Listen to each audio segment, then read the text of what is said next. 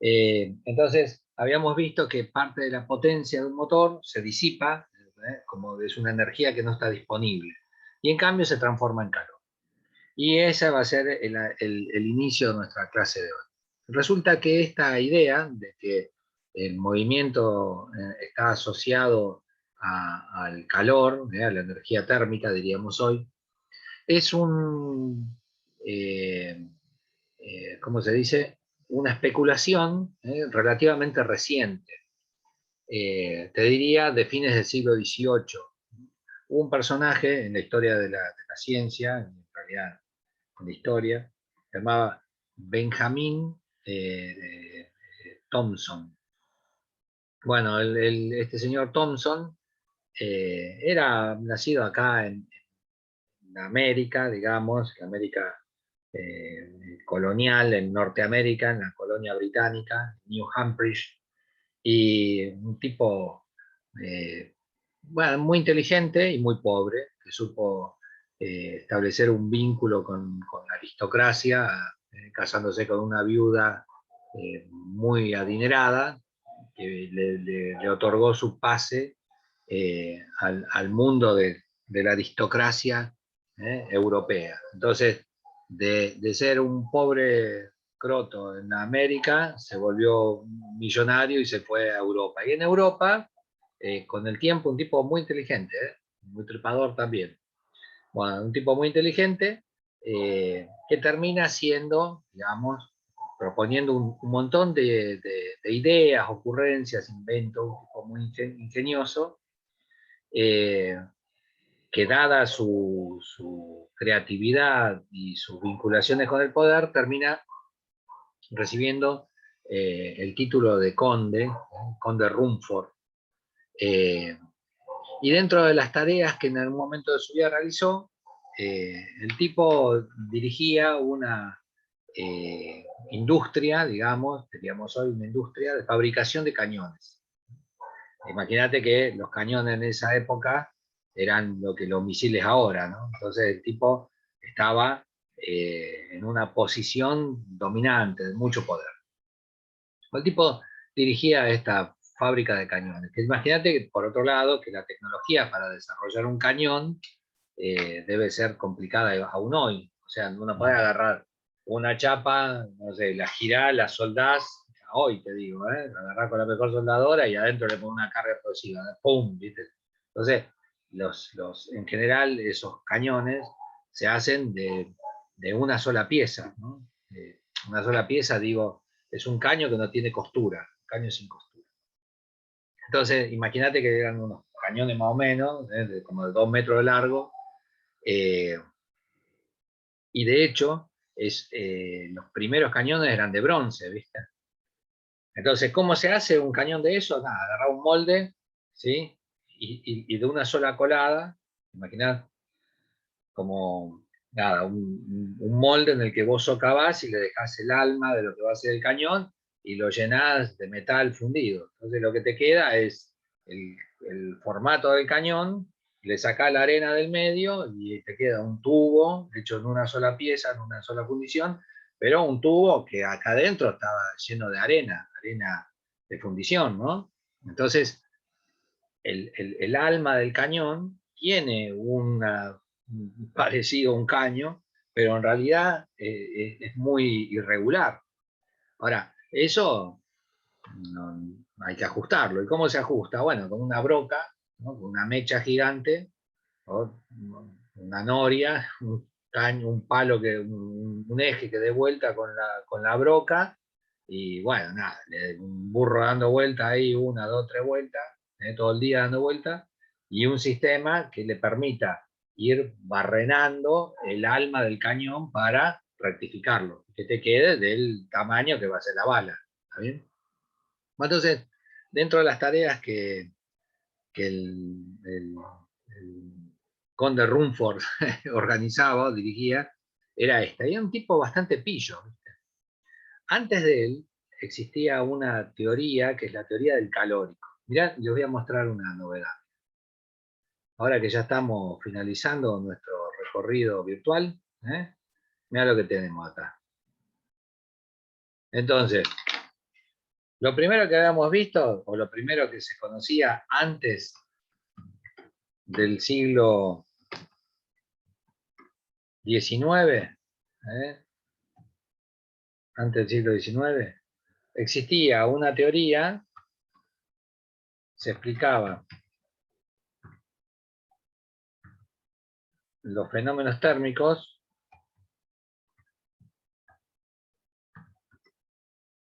térmicos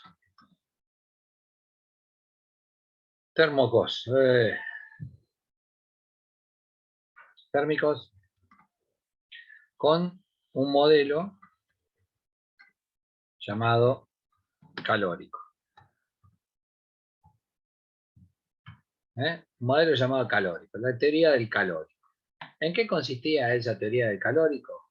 Bueno, básicamente se consideraba un modelo particulado. Era un modelo particulado que consideraba que el fuego, ponele, o un cuerpo más caliente, transfiere partículas de calor al otro cuerpo, al cuerpo más frío. ¿Está? Esto sería una crotada, pero más o menos nos da idea de cómo es la cuestión.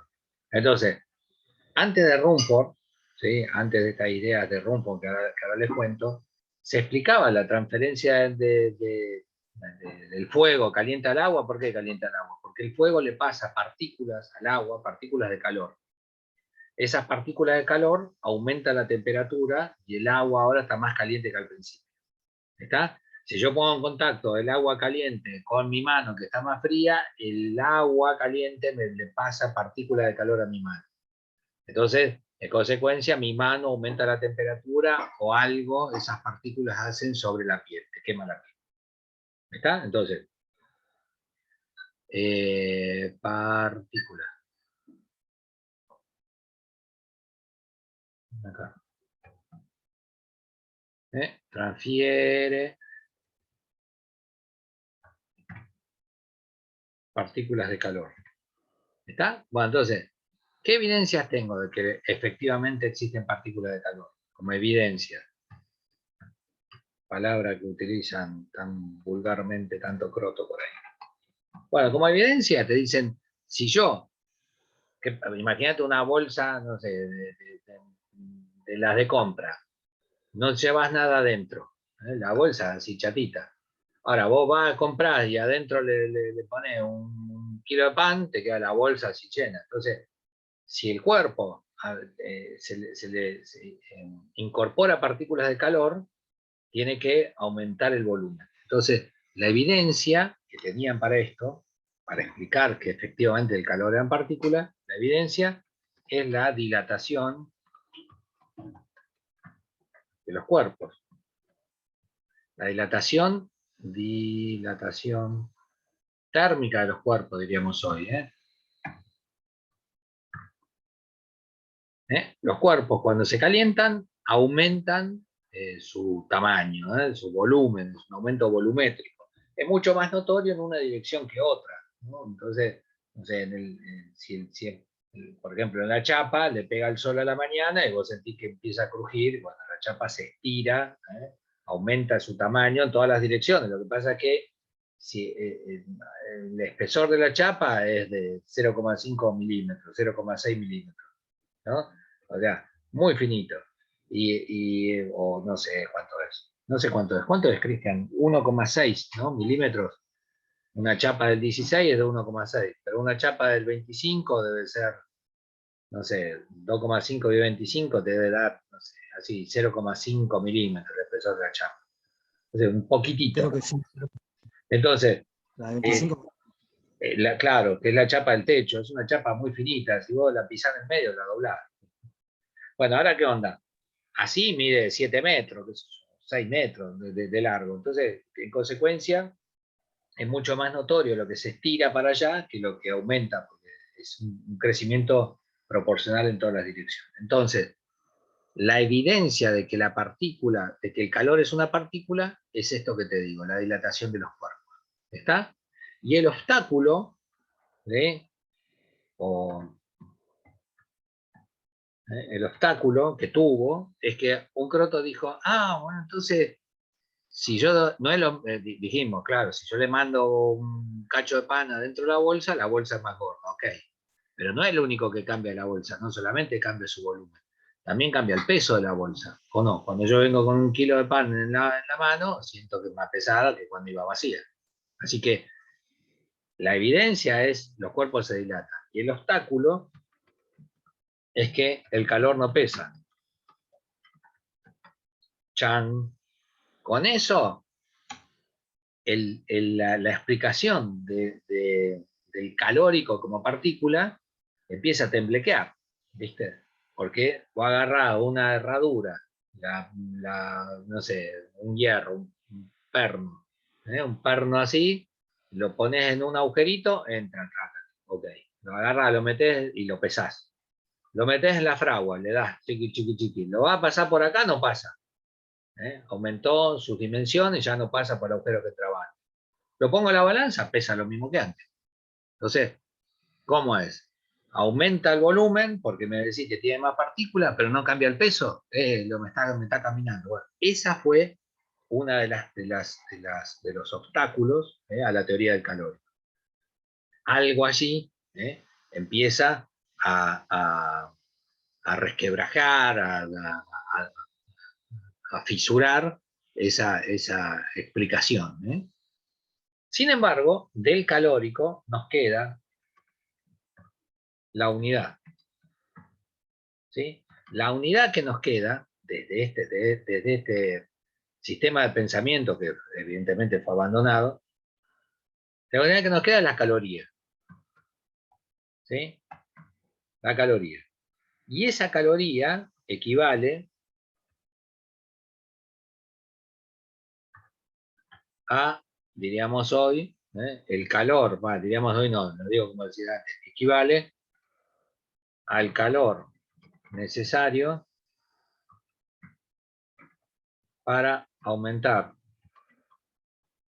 1 grado la temperatura de 1 gramo de agua.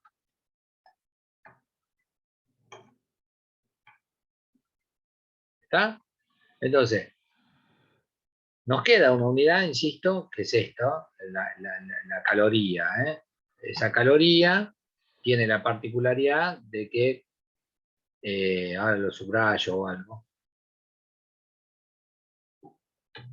¿Qué tal, querido? Mirá, tenemos acá una tecnología al servicio del hombre, querido. Mirá, la caloría, que equivale al calor necesario para aumentar 1 grado la temperatura, dice cualquiera ahí, de 1 gramo de agua.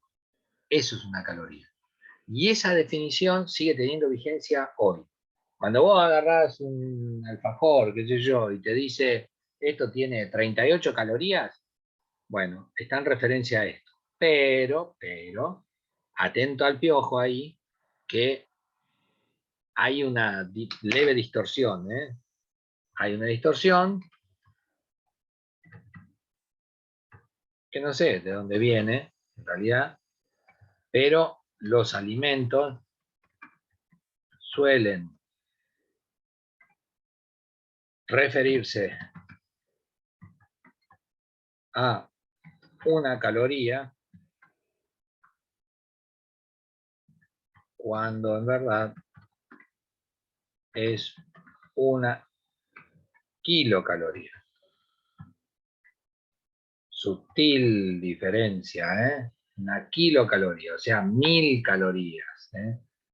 Hay una distinción, hay veces que dicen, bueno, esto se llama grandes calorías, bueno, como sea, atento con eso porque hay una gran distorsión. Cuando los alimentos dicen esto es una caloría, no, no es una caloría, son 1000 calorías. Una caloría de estas, en realidad equivalen a 1000 calorías. Bueno, bueno, Así que atento con eso, que nos engañan como a niños. Cuando te dicen, no, esto tiene 5 calorías, no, son 5.000. Así que ahí hubo una distorsión. Por cierto, en algún momento tiene que haber una ley de etiquetas, loco. Hay que, en algún momento nuestros hijos tienen que saber si lo que están comiendo es bueno, malo, más o menos, ¿viste? Debe haber una ley de etiquetas y todas estas trampas o estos tienen que estar aclarados, porque si no nos viven caminando. Bueno, entonces, hasta acá la teoría del calórico. Ahora, ¿qué pasa? Esto que te decía hoy. El amigo, el conde Rumford, ¿sí? Acá le vamos a poner un Spotify. El conde Rumford,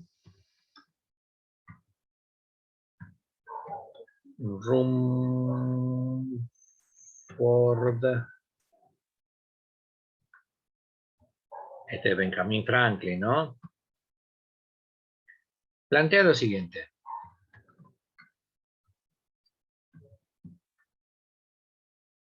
Dice,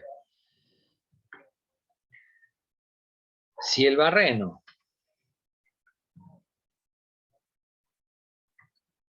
opera todo el día,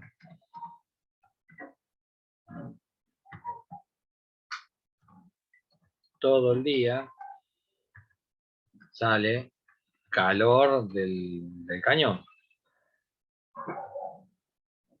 ¿Entendés? Cada vez, imagínate, ya no sé si habrán hecho una vez la tontera de tocar la mecha después de tratar de agujerear una madera. Te quema el dedo.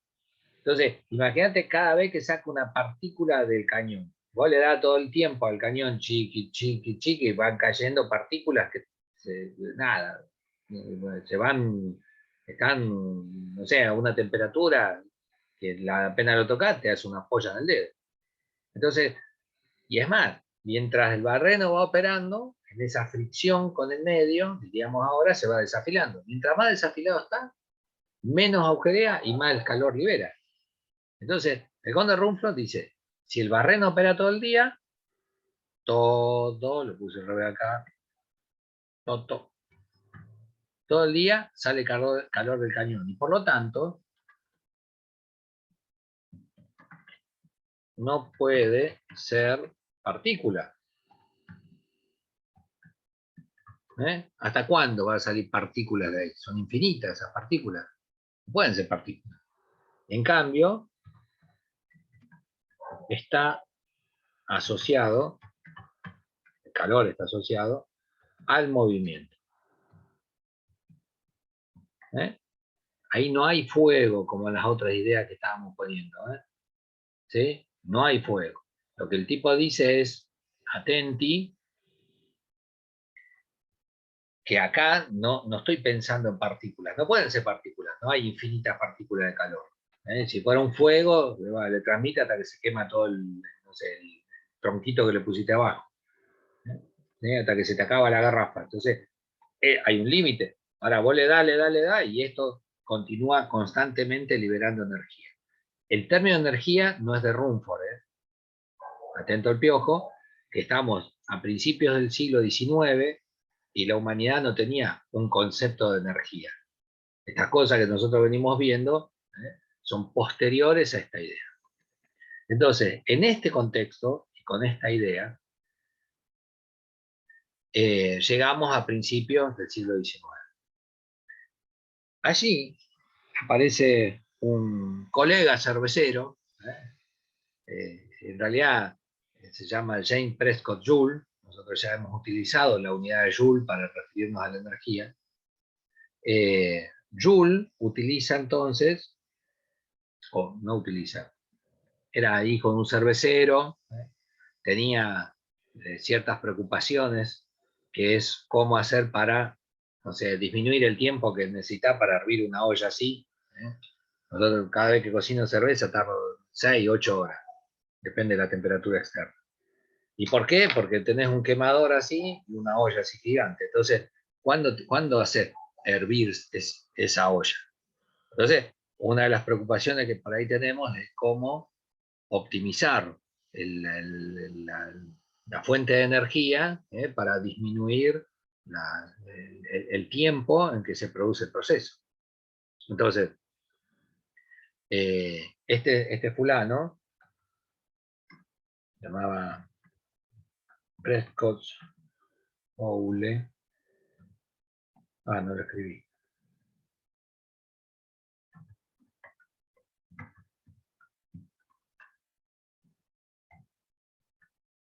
James Prescott Joule,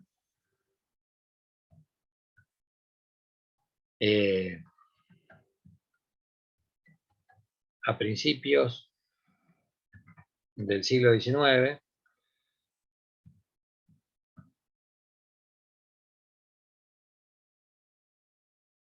¿sí? Aquello es a finales del siglo XVIII, esto a principios del siglo XIX, desarrolla un experimento, digamos,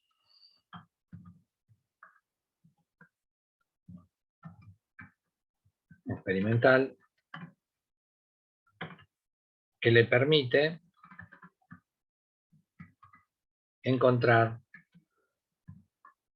un equivalente mecánico para el calor. ¿Está? Porque en definitiva vos decís, la idea de Rumford es, bueno, claro, fricciona, fricciona, fricciona, va liberando energía, diríamos hoy, ¿no? Va transmitiendo calor al sistema. Bueno, ok. Pero entonces dice, está asociado al movimiento, pero ¿cuánto movimiento necesitas para que 1 gramo de agua aumente 1 grado? ¿Cuánto movimiento necesitas? Entonces, este fulano, Joule, toma eso como digamos, un objeto de investigación, que era compartido por otros en Europa, no era el único que estaba buscando esta equivalencia, ¿sí? Entonces, básicamente, esto lo voy a fijar, básicamente desarrolla, lo voy a guardar, un montaje, a ver si les comparto, dejo de compartir esto, y les comparto esto. Este es el montaje de Joule. A ver, cualquiera de estos cachivaches, ¿sí? Son representaciones del montaje de Joule. Tiene un sistema considerado cerrado acá, que en el interior hay agua. Un eje y montado sobre este eje un par de paletas. ¿Sí? Puede ser esto o un montón de paletitas. ¿Ves? Este otro dibujito tiene como un montón de paletitas. ¿Sí? El dibujo acá, de la izquierda. Ahora, sobre este eje principal, tiene acá un carrete, digamos, un torno, en el cual vos le das manija a esto, vas haciendo girar la manija, y conforme le vas haciendo girar la manija, el hilo, este hilo, se va enroscando en este carrete. ¿Entendés? A medida que vos giras la manija, se va enroscando en este carrete. Y conforme se enrosca, este peso, este contrapeso, se va subiendo a medida que vos lo vas enroscando. ¿Está bien? Entonces, acá hay como una reglita, entonces va subiendo desde la posición de acá, a medida que lo enroscás, se sube hasta allá arriba. Pero ¿qué pasa? Conforme vos lo enroscás, estás agitando el agua. Acá adentro del recipiente, acá no sé si se ve, se amplió acá el dibujito, adentro del recipiente hay un termómetro, ¿sí? No sé si lo ven, a ver. Buah, ahora no anda más. Se veía, profe. Ahí está, mirá. Bueno, no sé si lo ven en movimiento. ¿Lo ven en movimiento? Bueno, esto creo, ahí está, mirá. Bueno, entonces, cuando vos soltás la manijita, el cuerpo cae a una altura, ¿sí? Y esta altura que cae, yo puedo saber qué energía liberó. ¿Qué energía liberó? Bueno, la variación de energía potencial. La masa por la gravedad por la altura te dice cuál es la energía puesta en juego. Entonces vos lo subís, batís el agua. Lo soltás, bate el agua. Lo subís, bate el agua. Entonces, Pero en cada una de esas transformaciones vos sabés qué cantidad de energía mecánica se puso en juego. ¿Eh? Toda la energía potencial se transforma en movimiento de nuevo y así. Entonces, ¿qué hace? Agita el agua. Y lo curioso, como ya sabíamos que la energía calórica, digamos, o el calor está asociado al movimiento, cuando vos agitas el agua se calienta. Esto tiene que estar, este aparato, este Crucify, tiene que estar esto aislado térmicamente. Tiene que estar aislado, porque si no se te pianta el calor por acá y no lo puedes medir. Entonces, eh, la onda es, vos ¿cómo se dice? Lo enroscás, lo enroscás, lo soltás, y así llega a este valor que aparece acá. ¿Eh? Una caloría equivale a 4,18 joules. ¿Eh? Ahí aparece otro número que es en kilocalorías, ¿ves? Pero una caloría equivale a 4,18 joules. Entonces, nada. Acá el experimento de Joule propuso demostrar que se podría elevar la temperatura del agua transfiriendo la energía mecánica. Este término, energía mecánica, que aparece acá, ¿sí? Es un término nuestro. Joule no proponía transferir energía mecánica, sino un movimiento. ¿Sí? ¿Qué tanto movimiento? Bueno, tantas veces como subo y bajé. El aparato muestra en la figura, el interior del recipiente introduce 1 kilo de agua a 14,5 grados. Eso es porque lo que les decía antes, hoy se define la caloría, hoy, como el pasaje de 14,5 a 15,5 grados centígrados de 1 gramo de agua. Pero eso es hoy. En su momento era 1 gramo de agua, así, no importa entre qué temperaturas. ¿Sí? Entonces, estas ideas, esta idea de energía, esta idea de este valor, son ideas modernas, son cosas en las que Joule no tuvo el mínimo reparo. ¿Sí? Pero sí esto que estamos charlando acá. El diseño del experimento de Joule es este que estábamos viendo. Bueno, así que lo que sabemos ahora es que una caloría equivale a 4,18 joules. ¿Se entiende cómo es? Sí, se entiende. Es una especulación, ¿sí? De cómo eh, se obtuvo ese equivalente. Nos quedan unos minutos, ¿no? No sé, 7 minutos. 7 minutos. Bueno, entonces mirá, le vamos a agregar un toque más. Voy a poner lo siguiente como problemática. Invento, así que quién sabe lo que va, ya sabe cómo me va a mí con eso. Una pelotita. A ver, ¿alguien busca cuál es un coeficiente elástico de una pelotita? ¿De cualquier pelotita? ¿Cómo? El coeficiente elástico de una pelotita. 200 gramos, tremenda pelota.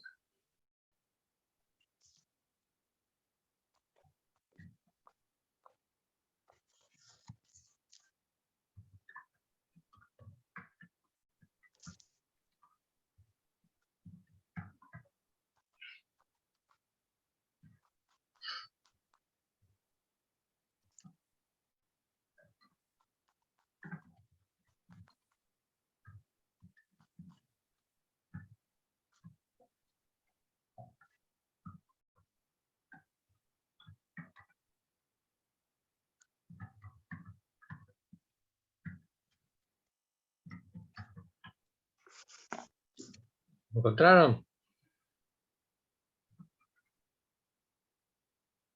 Estoy buscando, profe.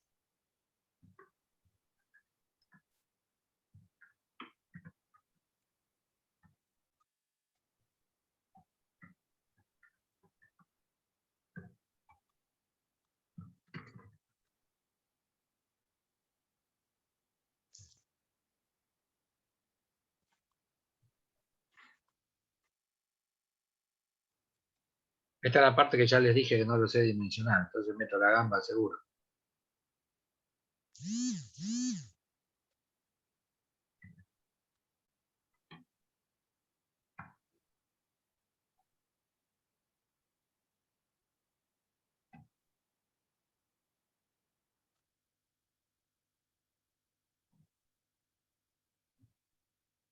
Lo busco como coeficiente elástico. ¿Es lo mismo que el coeficiente de restitución? No. Ponele, ¿qué dice el coeficiente de restitución? A ver, ahí lo abro.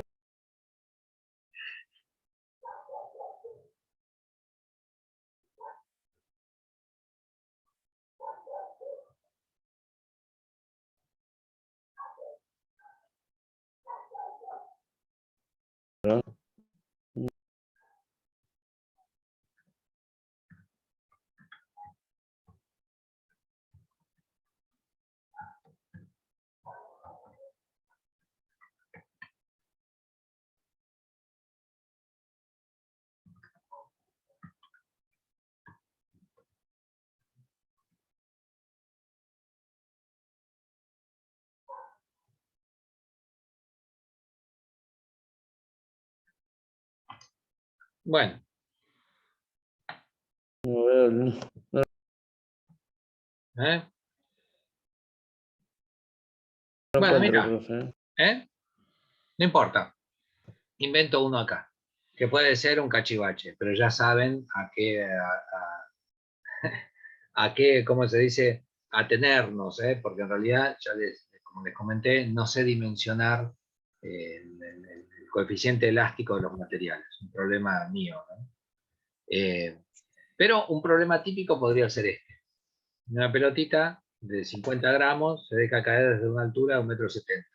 Esas pelotitas, ¿viste? Densas de goma, ¿eh? La suelto de acá, maciza, pica en el piso, la pelota cae y rebota verticalmente, ¿sí? La suelto, pica y rebota para arriba, verticalmente.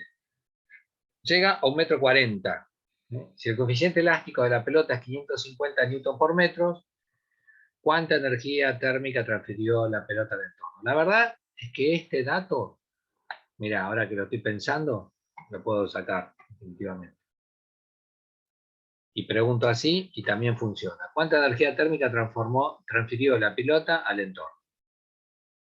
Digo, puede ser así, porque yo en verdad en la cabeza cuando pregunté el coeficiente elástico estaba pensando en, bueno, toda la energía potencial gravitatoria arriba se transforma en energía de movimiento y cuando llega abajo se transforma en compresión de la pelotita. Y qué tanto se comprime la pelotita depende de la naturaleza de esa pelota. Por eso decía, busquemos el coeficiente elástico. Pero ahora que lo leo, digo, no, podría usar la siguiente estrategia. Digo, la pelotita arriba tiene una cantidad de energía, ¿sí? Vamos a hacer el dibujito, querido. ¿Para qué tenemos esta fuerte inversión en tecnología? Vamos a hacer un dibujito. Bueno, entonces, la pelota cae a esta altura, ¿sí? Esta va a ser nuestra altura H. H. Bueno, ahora, la pelotita esta bendita, arriba de todo, acá,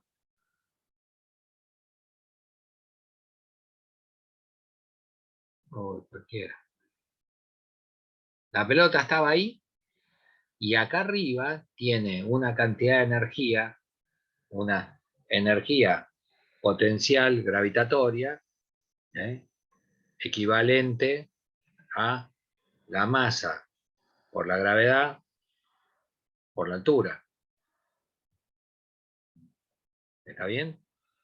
Pero ¿qué pasa? Después la pelota cae, rebota en el suelo, pero ya no llega a la altura anterior, sino que ahora la pelota llega acá. ¿Está? Entonces, voy a decir, bueno, acá tiene otra energía diferente de la anterior. Acá tiene una energía potencial gravitatoria diferente a la anterior.